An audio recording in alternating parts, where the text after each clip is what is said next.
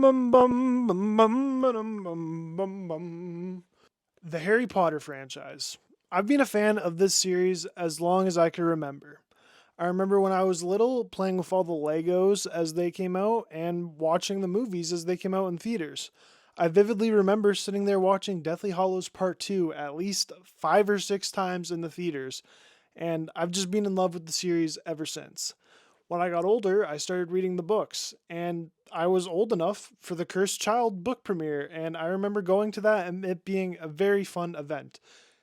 It's a shame the Cursed Child as a book just sort of flopped. I also was very big on Hogwarts Legacy. It is arguably my favorite video game ever. It is what I've based most of this YouTube channel around, and I love the Harry Potter franchise, and it is a big thing that's keeping me going in that franchise. In this video, I'm going to be ranking all 11 Harry Potter films. Coming in at number 12, I have Fantastic Beasts and the Crimes of Grindelwald. This one is okay, but I sort of feel it just took away the whole idea of what made Fantastic Beast so great. It didn't focus on Newt and Fantastic Beast as much, and it just sort of became this Dumbledore versus Grindelwald story, but it didn't fully turn into a Dumbledore versus Grindelwald story because Dumbledore was hardly in this one. It was nice seeing the flashbacks of a young Newt Scamander at his time at Hogwarts, like him doing ridiculous, and seeing that his biggest fear was working an office job. I thought that was hilarious, and I loved the character of Newt Scamander, but this movie is just something needed to be last out of all these movies, and unfortunately, it's the bottom of the barrel for me. Coming in at number 10, I have Fantastic Beasts and the Secrets of Dumbledore. This is now what is considered the finale of the Fantastic Beasts series. I don't know if they'll be going up to 5 movies like they originally planned because nothing is being confirmed or announced whether they do a 4th movie, and I don't know if any of the cast is overly interested in doing a 4th movie, unfortunately, which sucks because I kind of like this one. It sort of got crappy reviews because of all the stuff going around surrounding Ezra Miller and J.K. Rowling. So this movie just sort of flopped in the box office, but I actually do think it was pretty solid. It added a lot of depth to Dumbledore's character and giving us a lot more lore and backstory that we only discovered in the Harry Potter Deathly Hallows book.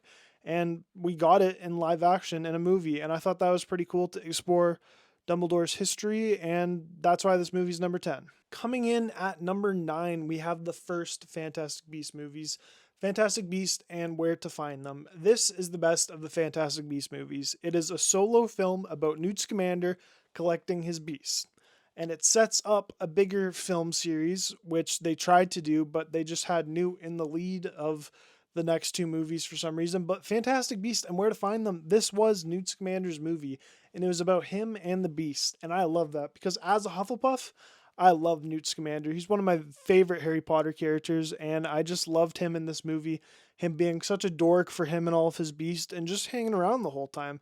I love the characters like Jacob. I thought Tina and Queenie were good additions to the series as well. And you can't go wrong with this movie. Fantastic Beasts and Where to Find Them is the perfect spin-off for Harry Potter. Gorgeous. What's going on in there?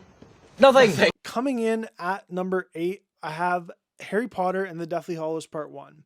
Harry Potter and the Deathly Hallows Part 1 is still really good. All the movies on this list from now on are incredible. It's the 8 Harry Potter films. You can't go wrong with them. But Harry Potter and the Deathly Hallows Part 1, my biggest problem with it is it's a setup movie for Part 2. You get a lot of iconic scenes from the book, and it does a lot of iconic stuff, but it just feels empty watching it. I like watching a complete story when I'm watching movies, so watching Deathly Hallows Part 1 on its own, it kind of just feels like okay at the end, but you still really love it. It has great moments, like Dobby's death is the saddest moment in the whole series, and I will stand by that. It really hits home every single time, knowing that he gave his life for Harry and his friends, and you can't go wrong with Deathly Hallows Part 1, but it is so much better with Deathly Hallows Part 2 right after it. Coming in at number 6, I have Harry Potter and the Half-Blood Prince. I know many people consider Harry Potter and the Half-Blood Prince the best of the books, but let me specify this is specifically a movies list. In the book, this is a lot more about the origin of Voldemort, seeing flashbacks about him growing up, creating Horcruxes, killing his family members and becoming the man he is today, even explaining the whole curse of the Defense Against the Dark Arts position as he put a curse on it. But in the movie, they don't explore that at all. Instead, they focus a lot more on Ron and Hermione and their relationship, and Harry and Ginny, and just a lot more of the teenage drama side of things. I will say though, this movie, Snape is bad ass. They have the big reveal at the end with the "I am the Half-Blood Prince," which is just awesome. And he gets his big moment there with the killing Dumbledore, which left me shocked. I remember being a little 6-year-old me watching that moment in theaters, being like, Snape just killed Dumbledore. Like, what the hell? You can't just kill Dumbledore. This movie also has great moments, like with Dumbledore using the Ring of Fire to fight off all the inferior. So you just can't go wrong with Half-Blood Prince. Pretty obvious.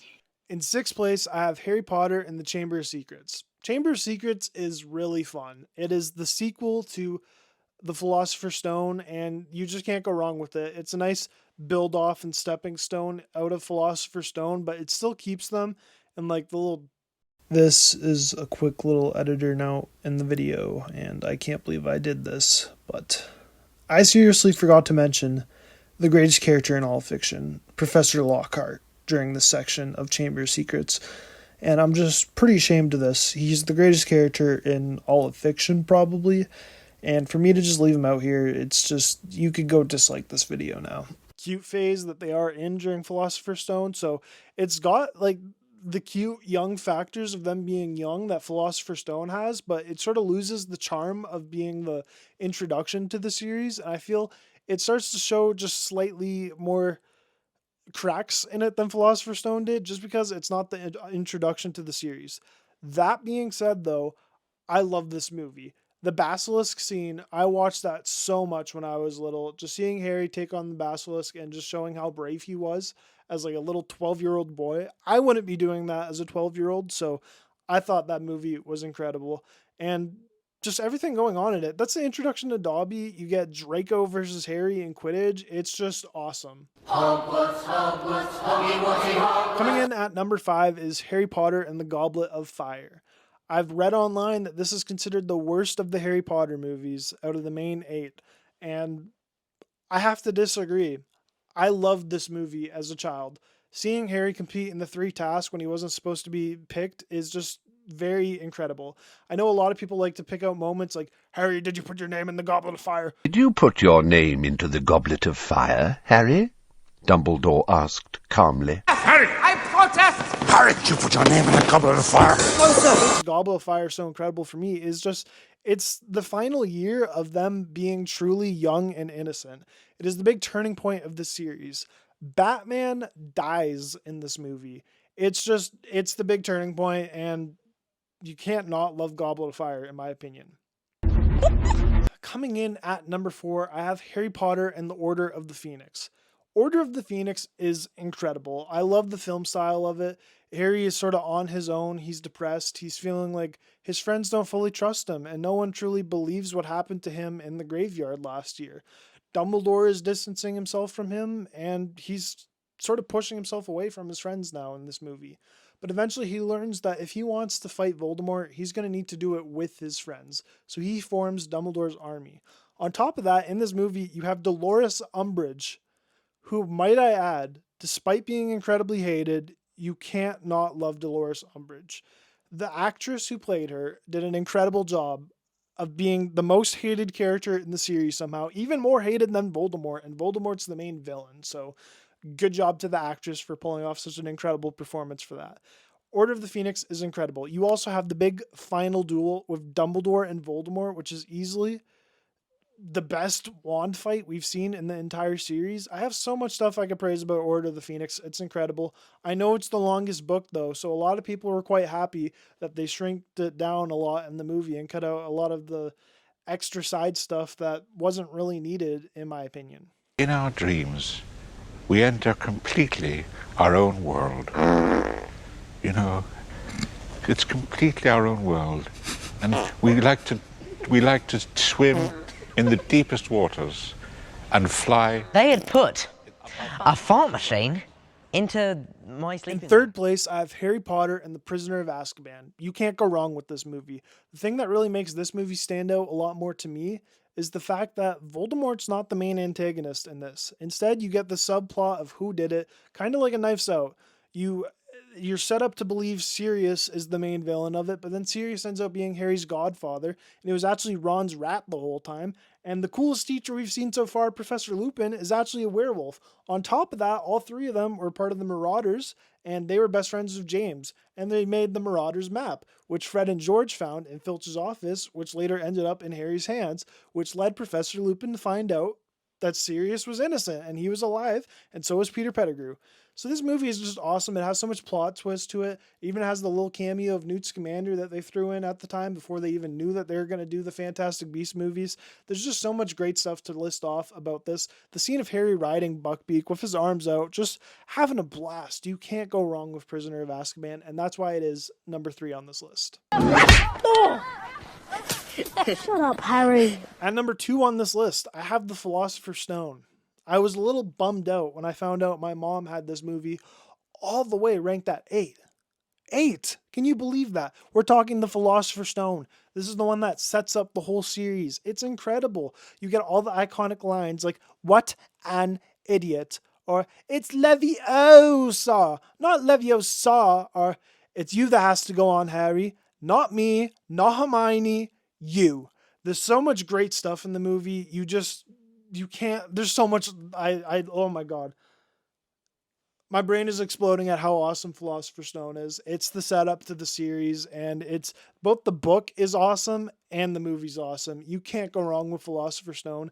If you're questioning it, you could have it top 3 at the minimum, but top 2 is what it is on my list. Coming in at number 1, we have the second greatest movie of all time, Harry Potter and the Deathly Hallows Part 2. I just realized I had it sitting up behind me the whole time, throughout the whole video, and that was because that was an Easter egg to the finale. Foreshadowing, baby. Harry Potter and the Deathly Hallows Part 2 is incredible. It wraps up the series beautifully. There's never been a movie series that's wrapped up its finale as good as Harry Potter and the Deathly Hallows Part 2 did. It's easily the best movie to me. The action in it is incredible. I love rewatching this and just seeing all the stakes that are in this movie. So much characters die too. Lupin, Tonks, Fred, just so much. And it's just so sad, but it's also happy. And it has the best series ending for any movie series out there, in my opinion. Only other series that I think might be able to top this for a better ending is Lord of the Rings. But you can't go wrong with Harry Potter and the Deathly Hallows Part 2, so that is why it's my number 1. There you guys go. That will be all for this video. I hope you guys liked it. If you guys did, leave a like and comment down below your guys' thoughts on the video. I want to know what you guys thought of this ranking, and maybe leave below your own thoughts in the comment section about where you would rank the movies, or even how you would just rank the books even. I might do a video of me ranking all the Harry Potter books, because that would be a completely different ball game almost, and I'd like to see how that goes.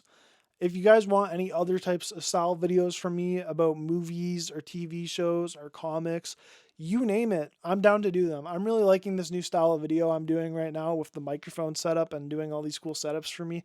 If you guys saw my Acolyte video, I did a cool Star Wars setup behind me, and for this video, I did quite the Harry Potter setup, I feel like. I got all the movies out here, all the books here, some Lego sets here of Hogwarts, Gringotts, some Diagon Alley, the Hufflepuff Crest, and my wand collection. So I feel I really went out for this video, and I'm excited to see how it does. Let me know in the comment what you guys think of this video, and leave a like and subscribe, and I'll see you guys on the next one. Peace.